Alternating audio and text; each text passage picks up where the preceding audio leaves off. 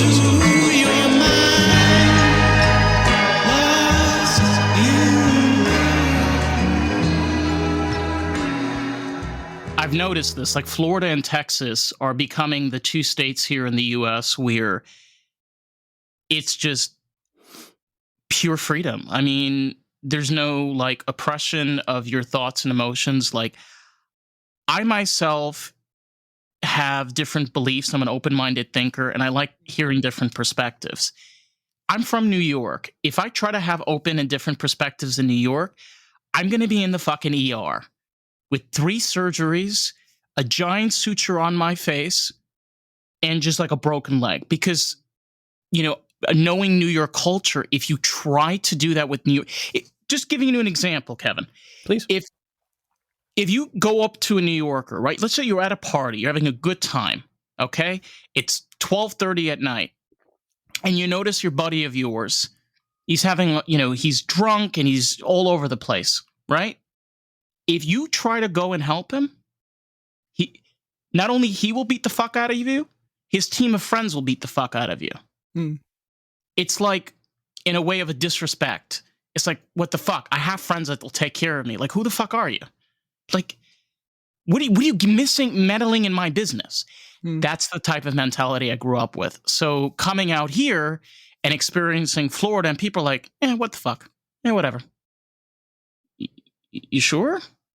Like, it's okay? Yeah, cool. Oh, okay. Just completely 180 degrees different experience with people, mentality, and you don't find that very often here in this country.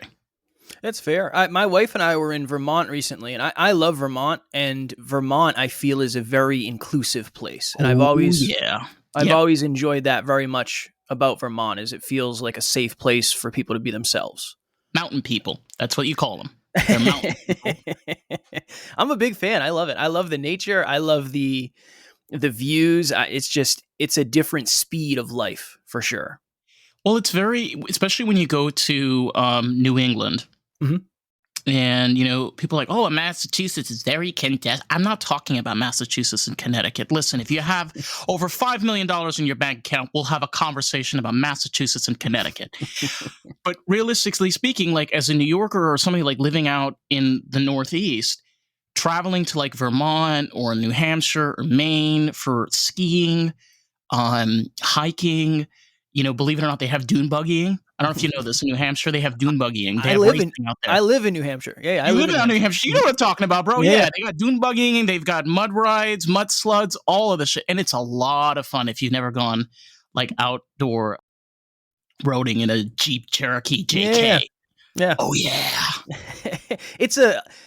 I go on a lot of other shows, and when I go, they're like, oh, New Hampshire, that must be awesome. And it's like, it's a nice place, and there's a lot of mountains, but there's cities too. It's not, I don't know. I don't think it's that much different than a lot of other places I've traveled to. I think it just has an allure to it if you've never been. It's just a different culture. You have to remember the type of people that are there. You know, one thing we were talking about before, which you discuss a lot on your podcast, is all about perspective and visualization, realization. People are raised and develop the way that they are because of the environments that they're in.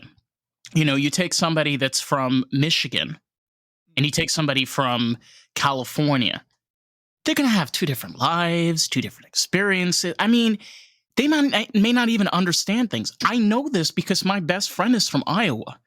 There's a lot of things we do not see eye in eye at all. We argue and conflict because we have very different backgrounds, very different ways of understanding things.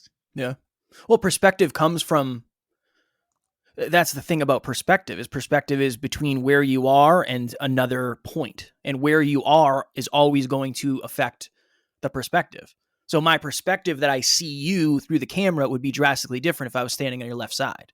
So it's different perspective. So let me ask you this question. Please. Why do we then have this philosophy and belief in this country of a 2 thought process? Either you either think like a liberal or you think like a conservative. There's no in between. You cannot be either side. You choose your side. Yeah. I don't believe in this philosophy. I'm both liberal and conservative. Yeah. Same. I don't like politics at all. I don't like thinking that you have to be that there can't be any duality. That I can't decide, like, I just want what's best for people. I don't know. Whatever that is, that's what I am. I want people to have the ability to be themselves, but I don't know. It's a great question. I think it's because that's the way it's always been, and we haven't figured out how to move away from that yet. Maybe there hasn't been enough necessity. Maybe the right person hasn't brought it up. If you think about changes are usually made reactively after some sort of tragedy. If you think about it, we don't fix cars before they crash. Usually they crash, and then we say, we should probably throw some seatbelts in these bad Larrys. A very tragic event, but 9/11. Air travel was drastically different before 9/11. Drastically. I remember what happened after 9/11. I remember, this is crazy, very few, because I was born in 99. So I'm at the very cusp. We're in the early 2000s when we went to the airport, let's say domestic flight, because that's what we were doing. We went to Florida. At the beginning, you weren't allowed to bring any sharp objects. I remember this. They had a big sign at the front. When they first introduced the TSA, I remember this. They used to have a person. This was very weird. They had what's called a TSA greeter.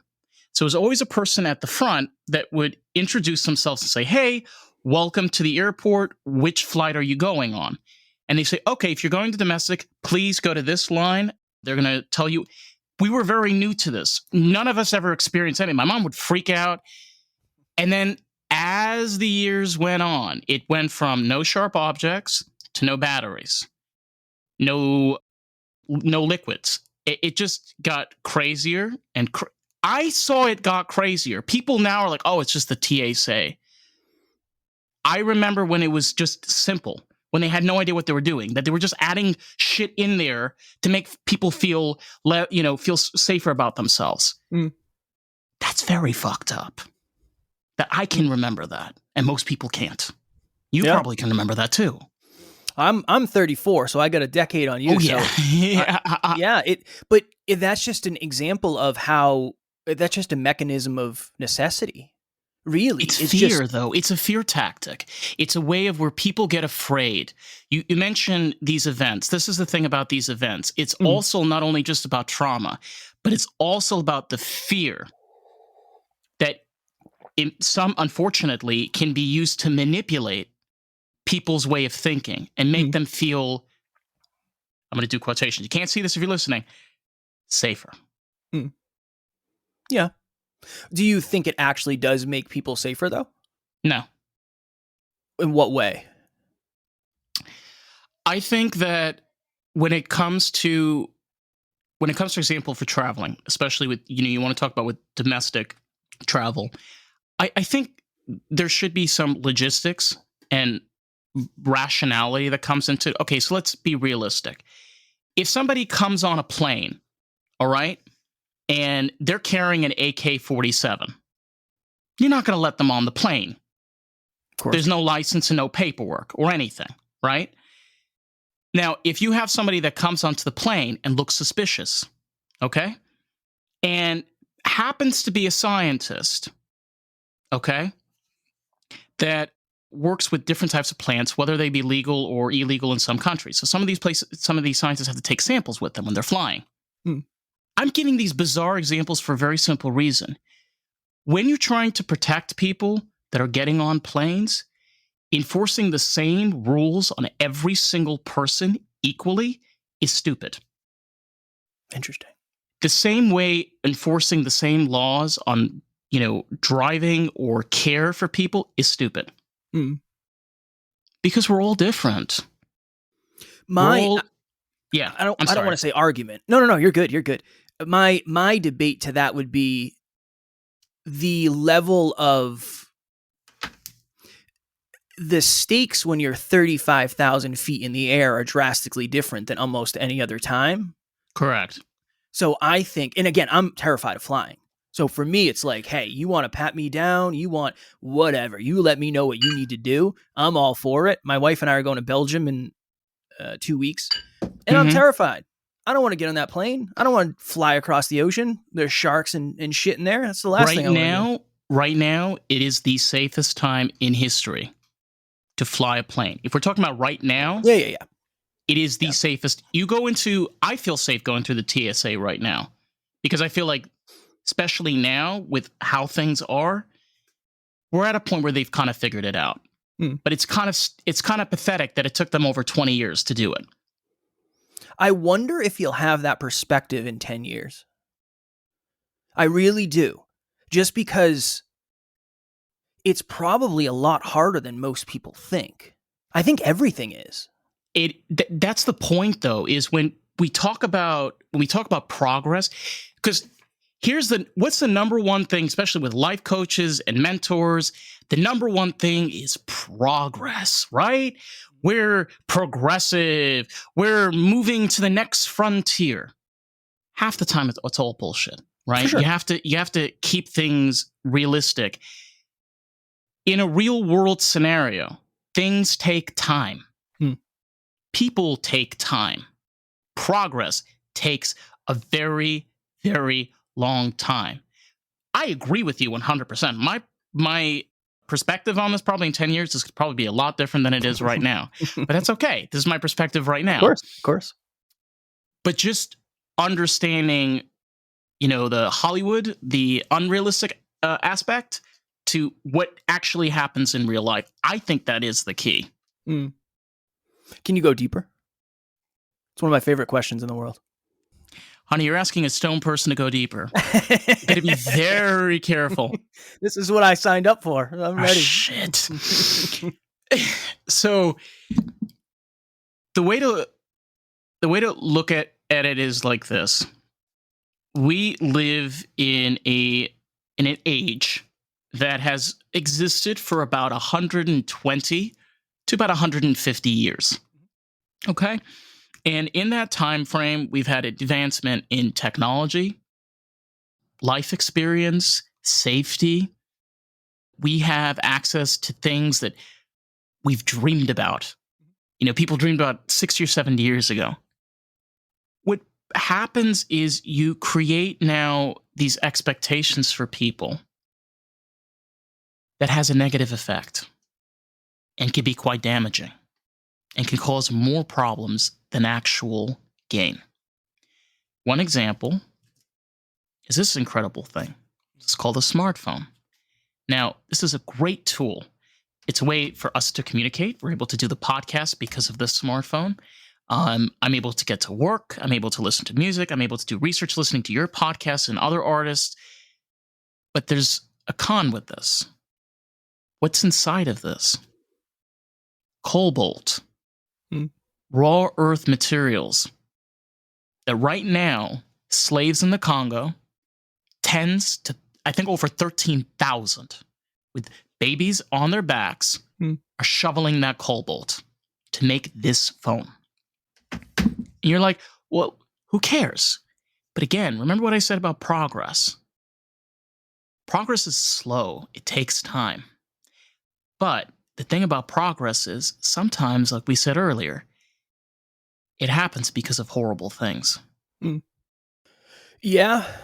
I mean, it's one of those things. I read a book. I don't remember the name of the book. Damn, that was really deep. Shit. It was super deep. The book, I believe it was The Psychology of Money by Morgan Housel. And in this book, they were talking about something very similar, where they were talking about how Apple gets a lot of its products made. And it wasn't that exact example of the cobalt mines, but they were kind of trying to set up where you have to get the perspective of the worker. And the worker in this case said, you don't understand. Yeah, it might not be ideal conditions. Yeah, it might be terrible conditions compared to what you're used to working in. But the other options I have are actually worse than this. Again, I don't know. I've never interviewed anybody who's worked on the technology or harvested the raw materials, but it's just it's an interesting perspective to at least hear, I guess.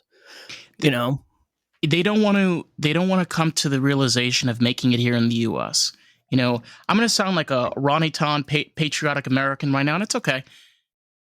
I really believe that if we built cars in America, if we built our technology and chips, trust me, there are a lot of really smart fucking people here in this country that can make really great microchips and nanoboards and processors.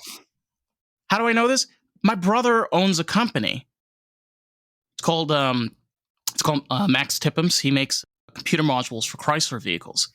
And his team, like, they're from all different places, but they're all here in America, building things here in America, doing their craft. You know, it's just like great to support another country, but we've got a homeless crisis here. We've got a financial crisis here. Like, there are plenty of people that would love to do that for a living. Yeah. You know, and it's like, well, we don't make enough profit. Who gives a fuck? But they care about that. That's the issue. And that's the hurdle you just can't get over. Yeah, but in order to make something sustainable, it has to be a certain level of profitable. Would you agree with that?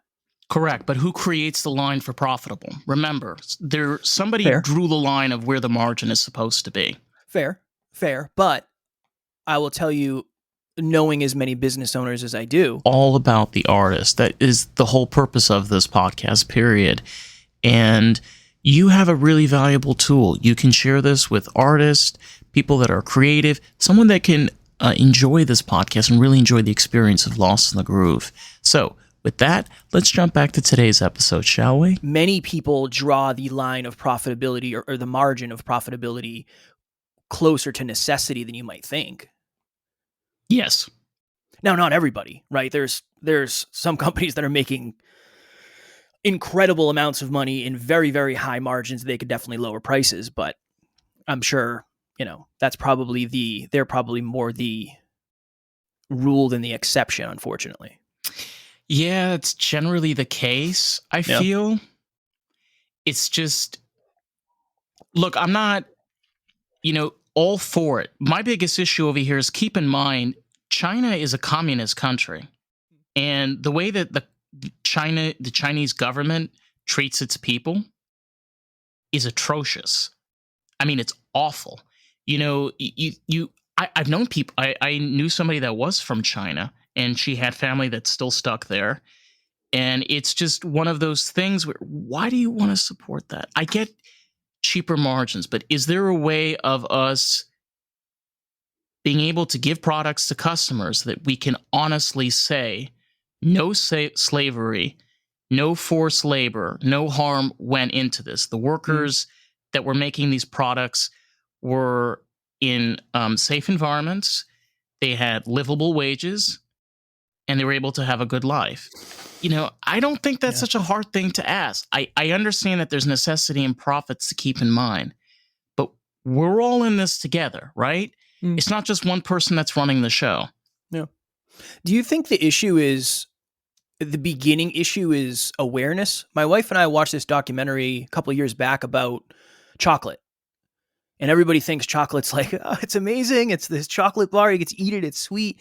But then when you look into how it's made, it's very similar, where there's people who are pretty much slaves to the farming of cocoa beans and making the chocolate.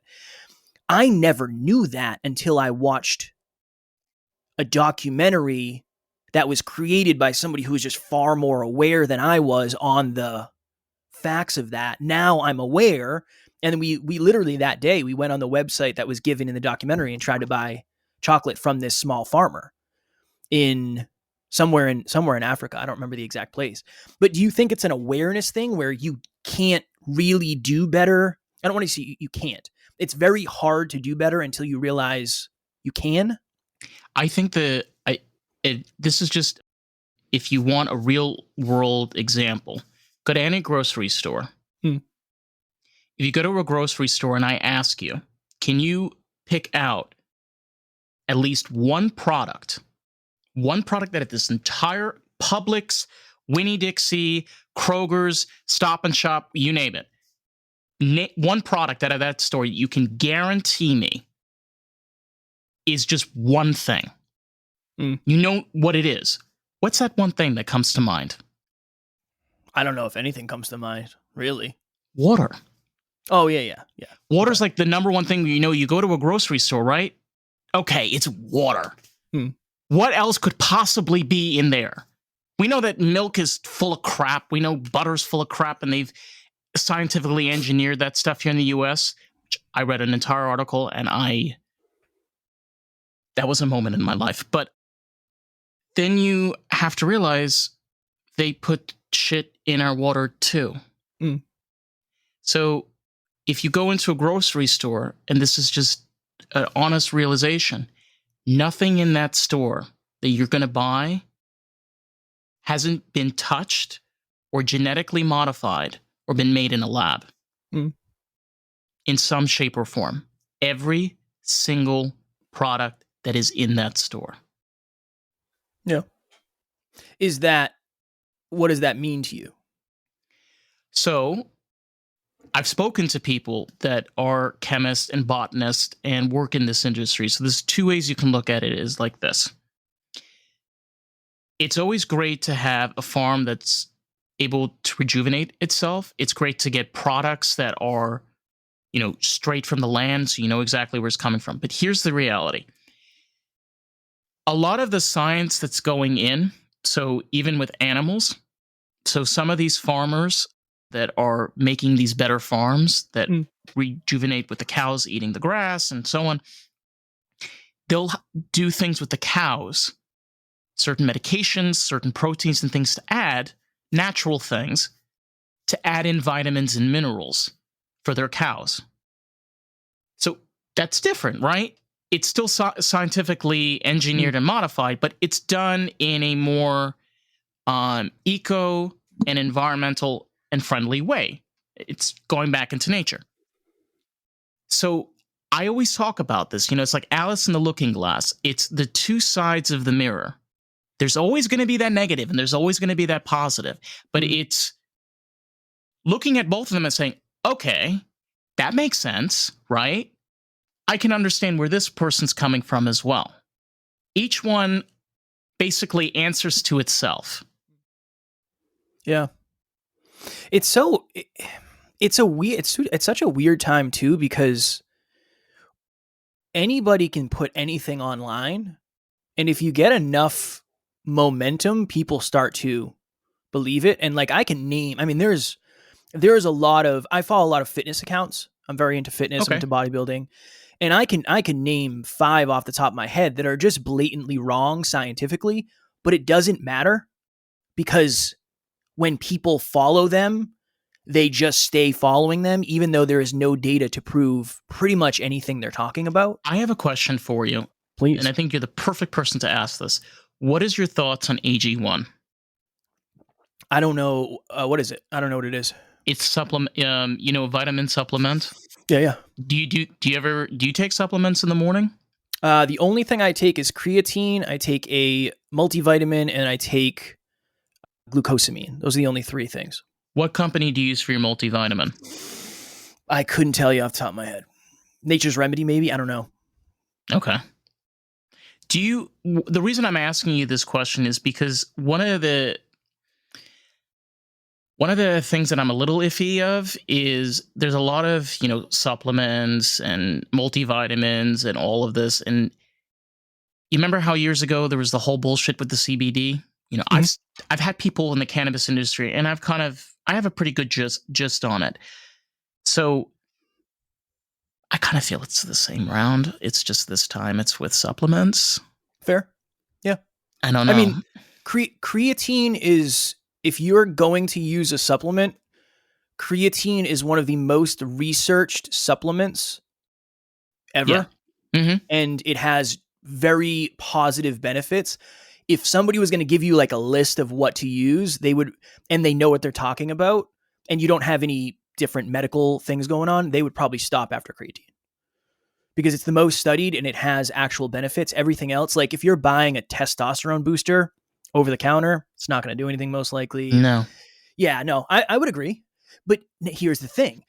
When the barrier to entry gets lower, the opportunity for fuckery gets higher. Shit. So anybody can make their own supplements now. You could order all you need online, and you could put them in capsules, and you could name it Lost in the Groove Nutrition, and you could sell it. Yeah. And I don't know the legality of it, but it doesn't have to be regulated by the FDA. You just throw that on the label, not evaluated by the FDA, and you can have your own supplement brand. This is what happens. Influencers, people who have influence, they realize there's a lot of money to be made here. If I can just say this is what I use and this is what helped me get in the shape I'm in, let me do that. So yeah, the barrier to entry, and podcasting is a really good example. The lower the barrier to entry, the higher the failure rate, because you don't have to have as much skin in the game to start. It's easy to start a podcast. It's not hard anymore. It's hard to keep going. But I think that's a mechanism of course, it's hard to keep going. It's super easy to start. Anybody in the civilized world, anybody who has access to it can go sign up to the gym. It's not hard. Staying in the gym is hard. The barrier to entry, this is why Planet Fitness's business model is to have extremely low prices so they can charge you forever and you'll never cancel. I believe the stat is 80% of people who have a gym membership to Planet Fitness have gone once. That's their business model, is make the price so low that you don't even care about not going. But the barrier to entry is really low. The failure rate is really high. That's really bananas. So they don't really even care about having people in the gym. They just, wow. Not really. Yeah, not really. I knew a manager once, and that the stat he gave me, I think, was 75%. But if you Google it, that's one of the reasons that they do things the way they do. I mean, if you can sign up to something for $1, there's not a lot of skin in the game, right? So think about it this way. If I had to pay you, say I had to pay you $500 to be on your show, you better believe I'd be early. I would never be late. My technology would always work. If there was skin in the game, I would never miss it. But if it's not, I mean, people cancel on me and no-show me all the time. It's just kind of how it is. There's no money. Yeah, I know. It's so fun. It's podcasting life. It's just so hilarious when you watch like the big podcasters. Oh my God. And when they talk about getting guests on, literally, this is always the response. And I'm just like, oh, here we go again. Yeah, I take care of it, or I have somebody that takes care of it. It's not that simple. Okay, we both do this, right? We both do this. Yeah. No. It is when you get bigger. I mean, we're not at the point yet, but I know people who are very big in our industry, and they can pretty much get anyone they want just based on the size of their audience. So eventually, but we're talking millions of subscribers. Okay, the problem is the people that I want on my podcast, they're dead. Well, that is an issue. I wanted David Bowie on my podcast, but he's dead. I wanted Freddie Mercury on the podcast, but he's also dead. And if I keep up and I try to get Alice Cooper, he's probably going to be. Don't put that out there. Don't put that out there. No. He's got a good 20, 30 years. Oh, that man, trust me. Him and Mick Jagger are going to be on the top of the golden podium in 2065 when they launch the spacecraft by Elon Musk that sends his first child to the Mars colony. I'm not joking. Yeah, like Mick Jagger will be like, to Mars. Who else? Who are your other dream guests? John Lennon, George Harrison, Jim Croce. Who's Jim Croce? You've never heard of Jim Croce? I've never heard of Jim Croce, no. So I know it's a sin. No, it's okay. It's cool. Jim Croce was a blues and country singer. He had a really interesting sound. He was a storyteller guitarist. So he had a song about a fat roly derby queen. He had a song about crossing Georgia. So he could take a car, but he chose to walk.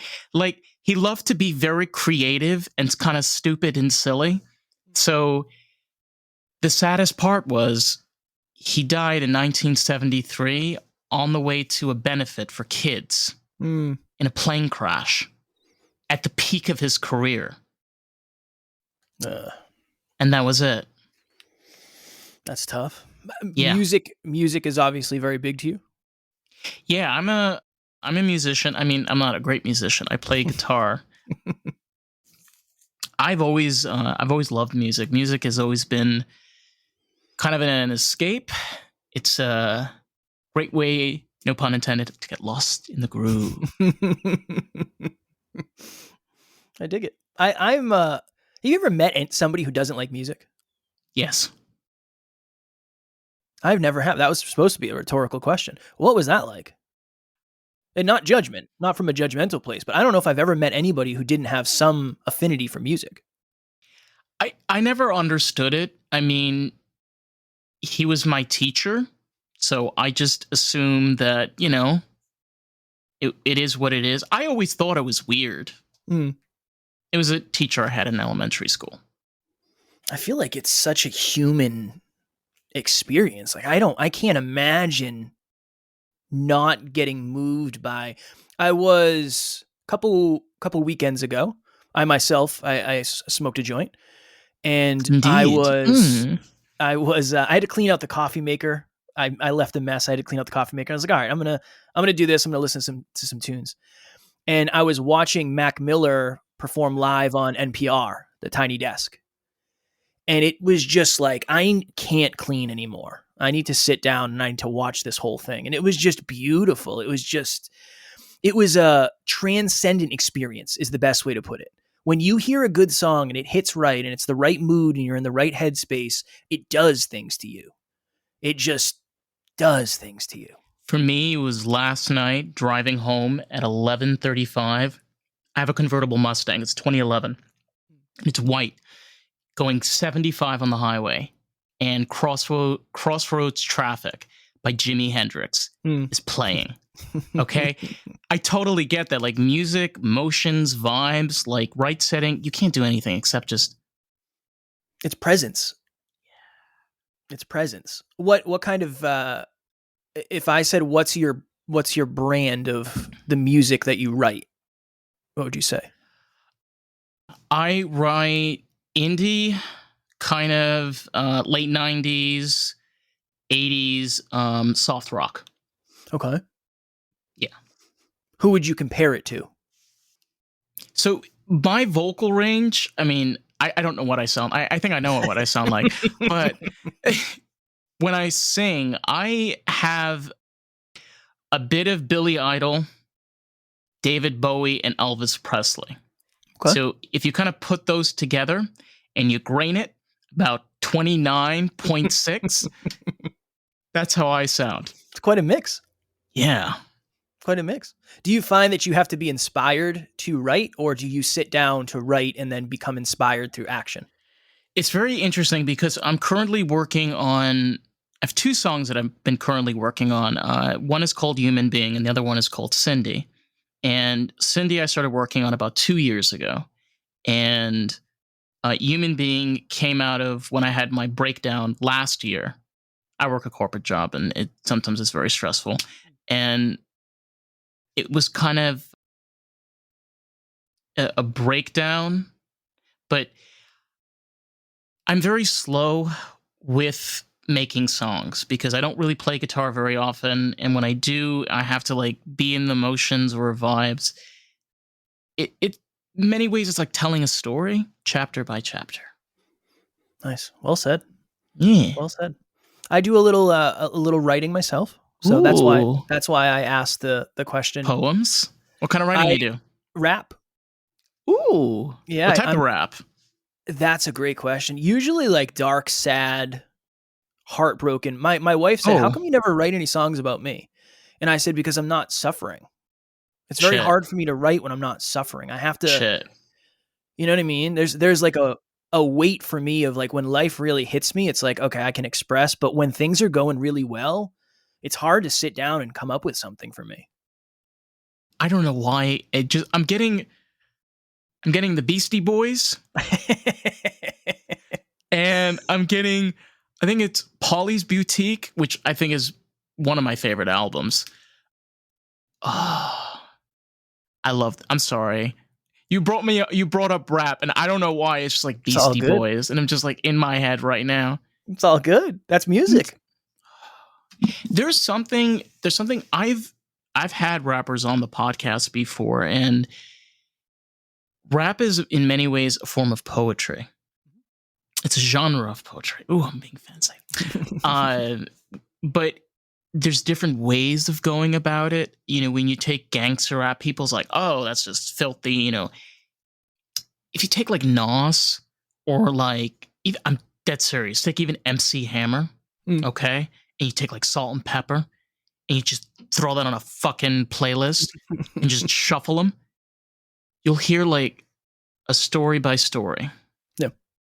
Person by person, city by city. It's what you want to look at. It's not what you want to take after. The storytelling aspect of it, I think, is second to none. You can tell a good story in a rock song or whatever else it is, but in rap, it's different. It's different, and there's nothing quite like landing on the beat the way you have to as a rapper. I enjoy that. Like the art of the syllable is drastically different when you're writing a song from a rap perspective. But I've never written one any other way, so I wouldn't know. Like if you and I sat down in the studio and you said, all right, we're going to write a rock song, I don't even know if I would know where to start. I think I know where we would start. What would happen? What would it be? Put you on the spot. Shit. See, like right now, okay, this is what I always tell people. When I am high, my brain is an equivalent to a 1998 iMac, okay, with an Ethernet plugged in the back, okay? I got the CD-ROM in there. Just give me a sec. It's just gotta load.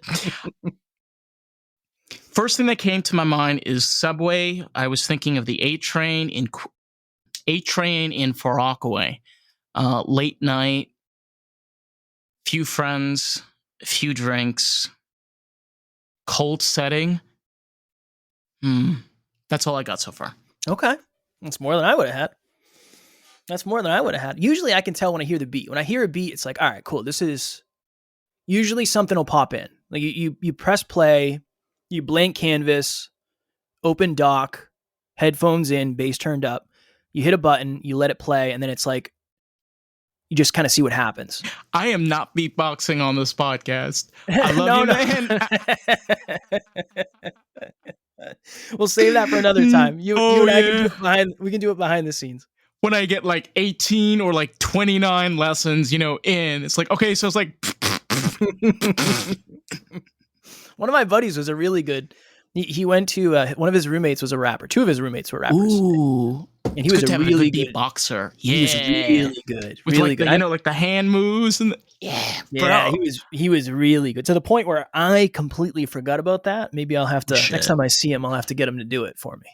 Oh my God. Like bring back memories, and vibes like, bro, like the good old days. Come on, like good old days. Well, you're not at the age yet where there's a lot of people who like really like music, but it dies or it like practicing it. I'm a 34-year-old podcaster who loves rapping in mixed martial arts and my cats. I'm the ultimate cat dad. I'll go toe to toe with anybody on the planet. Oh, I have a cat too. Her name's Twix. Named after the candy bar. Yes. I respect it. Okay. Yeah. See, you have me beat. So that's my next one I'm getting them on my hand. So we have two. We have, bro, it's the move. Fudge and Ace. Ace. Oh my God, that's adorable. Oh my God, they're so cute. My baby's outside tanning. She suntans. She lays in the spot where the sun lays, and she just. I respect it. Yeah, it's so cute. Cats. I love my fur baby. You probably love your fur babies too. They're so cute. More than anything. Not more than anything. I love my wife, but this is dark. Are you ready? Sure. Okay. I'm sitting at my desk right now. So I have a desk. You just can't see it. That's where the mic arm's connected to. It's an invisible desk, people. It's an invisible desk. Okay. Every morning I get up. I usually go to the gym 5:30, 6. I come back and I come to the office. I start working. And Fudge, the black cat, he jumps up on the desk and gives me headbutts every day. He has to give me headbutts on the desk. That's his thing. And I used to get really frustrated. I used to say, come on, dude, I'm trying to type. You're stepping all over my keyboard. You're messing up my WhatsApp messages. It's a whole thing. Then I had this moment where I realized that one day he's going to die. And I am going to regret every single time I didn't give him head pets. I didn't let him headbutt me. Hey, it's Dave. And I quickly just wanted to jump in and say, if you've been enjoying the podcast, I'm enjoying this episode. If you can leave us a review on Apple Podcasts, that'll be so greatly appreciated. Because here's the thing. Someone might read that review and make the choice if they want to listen to the podcast. You get to help grow this podcast with us. How fucking cool is that? Let's jump back to today's episode. And that changed my perspective on everything. Nothing is forever. Everything is temporary. If you want to reverse engineer regret and not have, I won't say not have less regrets in the future, understand what you're going to regret in advance and then do something about it. I totally agree. The thing about with Twix was, she's a cat, but I got her when she was very little, and the weird thing about her, she's very much like a dog. She wags her tail, you could throw balls, she goes running after it. She loves going on walks. I'm dead serious, she goes on a leash. And the thing that I had such a hard time is oh my God, why is she like this as a cat? Why is she doing this as a cat? And this year, I finally came to realization. I remember one night just looking at her, and I was like, "You're just Twix." She's just, that's what she is. You learn to realize oh my God, your time is so short. This is her character. This is what makes her special. And I hate to say this too, the same thing with a partner. When you describe your wife or your partner or girlfriend or whatever, or boyfriend, you're describing that part of you. Yeah, they're my, they're a part of me. Yeah. It's so interesting that I'm learning this now. I feel that animals are the greatest example of teaching us compassion. Yeah. That's deep. And I would agree. They can't say anything to you, and you never really know how they're feeling. I mean, you kind of do, depending on their actions. You kind of do. Yeah. I know how she's feeling. But maybe that really is. I mean, one of our cats is super brave, doesn't care about anything, doesn't matter. The other one, Fudge, when people come over, he runs and hides under the bed. He's terrified of people, but there's certain people he likes. For me now, it's the understanding of, okay, let me leave the door open for you so you can hide. I know I want you not to hide. I'd love for you to be the cat who jumps up in front of everybody and loves everybody, but that's just not who you are. You're afraid. It is what it is. Let me protect you. You have to be able to embrace it. Cat talk. Yeah. It's so weird having these this kind of conversation with somebody that doesn't have a pet. And I'm not trying to exclude people. It's just, it's the same way it's very hard to have a conversation about having a wife with somebody that's never been married. There's a certain added layer to us as humans that when we have this a part of our life, something changes in our thinking. Yeah. There's a switch that turns on. Podcasting too. I think it's really hard to empathize. Not that you don't desire to empathize, but it's really hard to accurately empathize with something you've never experienced. You can imagine. One of the things I say all the time is I understand to the level I understand. I don't know what it's like to be a single mom. I don't know what it's like to ever birth a child. I've never experienced that. So I understand to the level I can understand, but doesn't that also mean I can only empathize to the level I understand? I don't know. That's more of a philosophical question. You know what? We did, I always talk about this, but it's such a great episode. We did an episode on Harvey Milk last year. And we did me and Carissa, we did a lot of research and stuff. And one of the takeaways was, you know what his whole campaign was about? He's like, take away religion, take away sex, and takes away beliefs. What do you need? We want a safe community. We want our kids to have good schools. We want to have good businesses.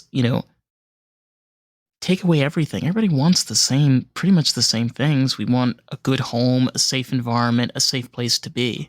Yeah. It's just strange and how, again, awareness and, I never thought about it like that before. I think awareness is everything. Awareness is an opportunity. Not everything. It's an opportunity. The more aware you are, the more opportunity you have to facilitate change, if you so choose. Indeed. It's like, do you want You want the red pill or the blue pill? Yeah, it's an awareness. But the thing about something like that is it's only as powerful as your understanding. So if somebody said it's just red or blue, okay, what's the difference? I don't know. One does something, the other does something else. It's like, okay, positive or negative? Don't know. No clue. Could be anything. One might turn you into an ostrich and the other might turn you into a cheeseburger. I have no idea. It's like, okay, well, if the awareness isn't there, the opportunity is not there either. So, okay, here's a deeper thought. Okay, let's imagine where you're given a choice of 2 blue pills, but one is secretly a red pill. Now, they look identical. They're shiny. You rub it, it doesn't come off. I mean, they look the same. There's no way of seeing the difference. Now, the red pill will kill you instantly. The blue pill won't. You see how much more difficult that situation now became? It's definitely. Do I have to take one? Or can I choose not to? Okay. Current president, next presidency, you do some real bad shit, you know? Like maybe like go to like Nancy Pelosi, you know, like steal her skirt or something. You know, like run around and like post it on TikTok. And then they're like, shit, we got to do something about this guy because like we got to keep Nancy in there for like a little bit longer. And they like lock him up, you know? They're like, okay, take these fucking pills. Like, wait, I don't know which one. That's the point. This is so stupid, but so I'd have there you go. That's your scenario. I mean, what are you gonna do? I guess I don't know. I don't know. I don't think I would last very long in jail. I gotta be honest. I've always tried to keep it real with that. Like I have trained fighting and I've trained martial arts and I'm pretty disciplined and I'm pretty strong mindset. I don't know if I would last a week in jail. So I would probably take, if you said like you're in jail for 50 years, I'd say just give me one, just give me a pill, whatever. I mean, either way, it's either going to be really good or really bad. If that was the choice, yeah. 50 years is a long time. I don't, you know, that's also the issue where when you put somebody in a prison here in the US, you know, we're not talking about a jail. We're talking about prison. That's it. Like you better call up your, that's seriously, you got to call up your mortuary, you know, get your gravestone ready and get your coffin. Like, not to be a negative Nancy, but reality is this. You go into a prison, you ain't a Nazi, you ain't a whitey, you ain't one of the black gangs or, you know, the Mexican gang. They will murder you. They'll come in with razor blades while you're sleeping. Garbage bag. Bye. It's so scary. It's so scary. It's heavy. Again, that's what I was saying earlier. You know, it can be all about profits, which is what the prison system here in the United States is. Yeah. But again, doesn't have to necessarily be about profits. Yeah. And I agree with that too. I'm in agreement with you. I was just trying to give a different perspective. We went to an event. It was a business building event. And the first thing the person said was, business is about making money.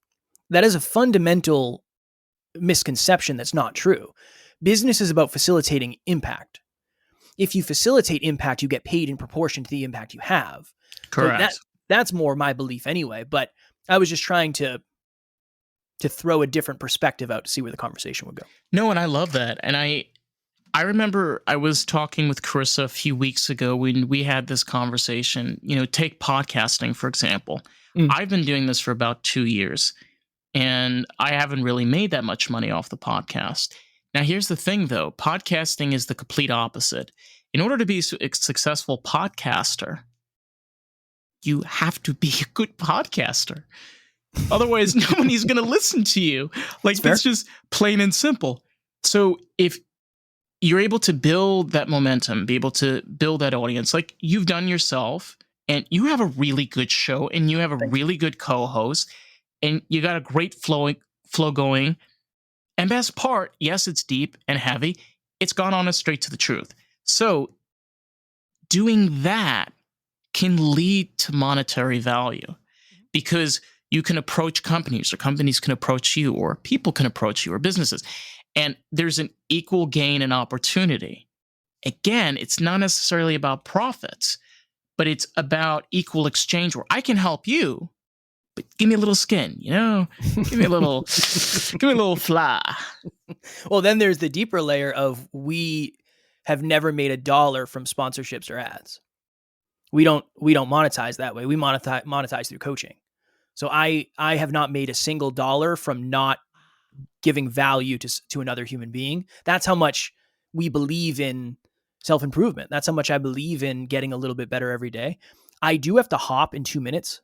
I don't know if you can believe that we've already gone an hour, but I have another call at the top of the hour.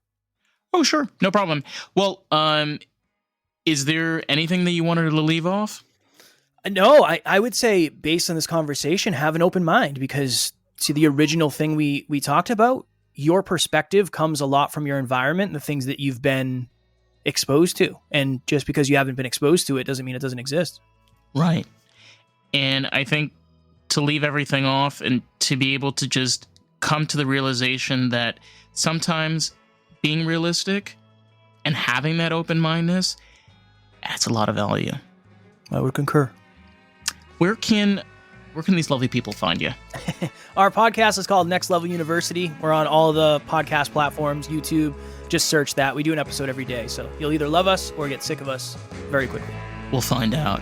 Well, listen, everybody, it's been a pleasure. Thank you, Kevin, for coming on. And you know where to find the podcast. We're at Lost in the Groove Pod, everywhere and anywhere, to make you crazy.